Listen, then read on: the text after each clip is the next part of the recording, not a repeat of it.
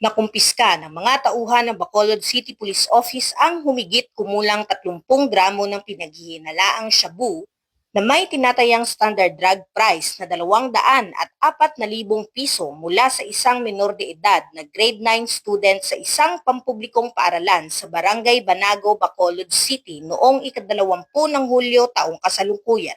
Naging matagumpay ang operasyon dahil sa ulat ng isang school security guard na nagsasagawa ng regular na inspeksyon ng bag sa exit gate ng paaralan.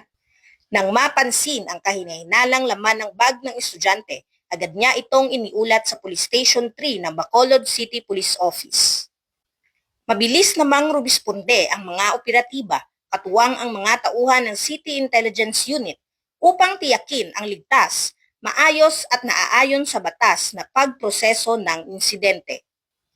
Agad ding isinagawa ng mga pulis ang wastong inventaryo sa mga nakuhang ebidensya alinsunod sa umiiral na mga alituntunin. Samantala, ang minor de edad ay inilagay sa protective custody alinsunod sa Republic Act No. 9344 o Juvenile Justice and Welfare Act of 2006. Bilang bahagi ng makatao at child-sensitive na pagpapatupad ng batas, isa sa ilalim ang bata sa kaukulang intervensyon at rehabilitation sa pamamagitan ng Social Development Center, habang nagpapatuloy ang investigasyon upang matukoy ang pinagmulan ng ilegal na droga.